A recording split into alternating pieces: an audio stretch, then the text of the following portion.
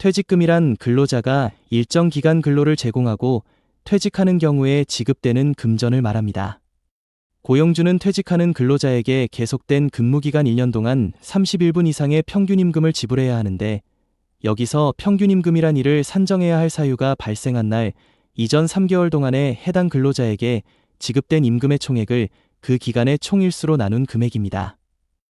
퇴직급여는 크게 퇴직금과 퇴직연금으로 나눌 수 있는데, 퇴직금은 근로자가 퇴직하는 시점에 사용자가 근로자에게 급여를 지급하는 방식이고, 퇴직연금 제도는 사용자가 퇴직연금 사업자의 퇴직급여를 적립하고 근로자는 퇴직 시에 금융기관에서 퇴직급여를 수령하는 방식입니다.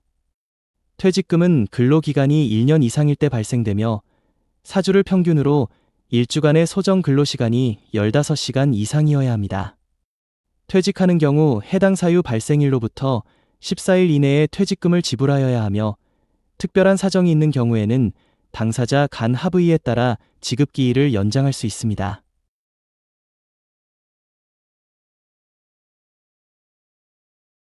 퇴직금은 퇴직 시에 지급하는 후불적 임금이지만 주택 구입 등 대통령령으로 정하는 사유로 근로자의 요구가 있는 경우 사용자는 근로자 퇴직 전에 해당 근로자의 계속 근로 기간에 대한 퇴직금을 미리 정산하여 지급할 수 있습니다.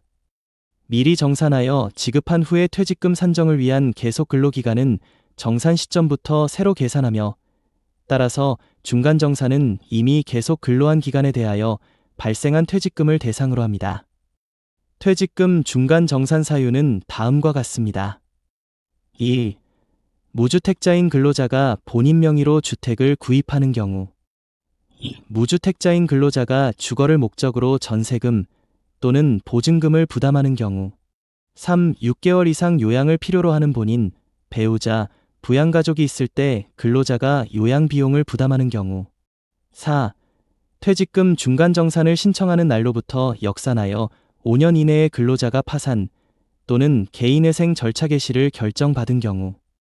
5. 사업주가 기존의 정년을 연장하거나 보장하는 조건으로 단체협약 및 취업규칙 등을 통해 일정한 나이, 근속 시점 또는 임금액을 기준으로 임금을 줄이는 임금 피크제를 시행하는 경우. 6. 사업주가 근로자와의 합의에 따라 소정근로 시간을 1일 1시간 또는 1주 5시간 이상 변경하여 그 변경된 소정근로 시간에 따라 근로자가 3개월 이상 계속 근로하기로 한 경우.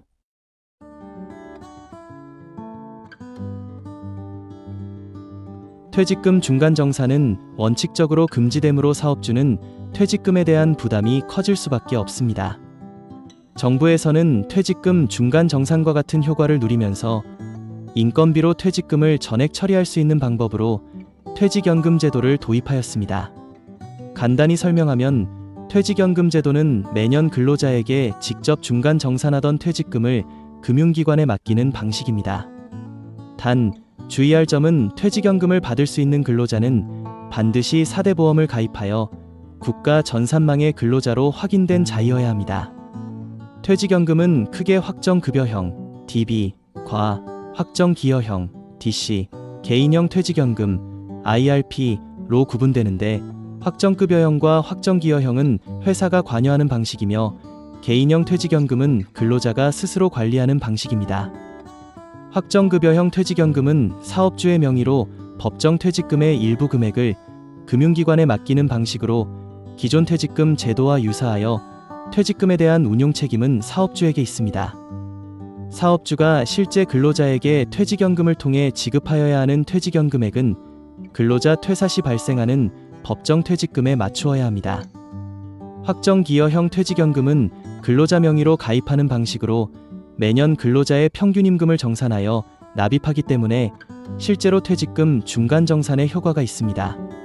근로자가 퇴사 시 실제 근로자에게 지급되는 퇴직금은 퇴직연금 계좌에 있는 금전이고, 설사 법정 퇴직금에 미달하더라도 정상적으로 퇴직연금이 계산되어 납부되었다면 이 경우 사업주의 퇴직금 체불로 보지 않습니다.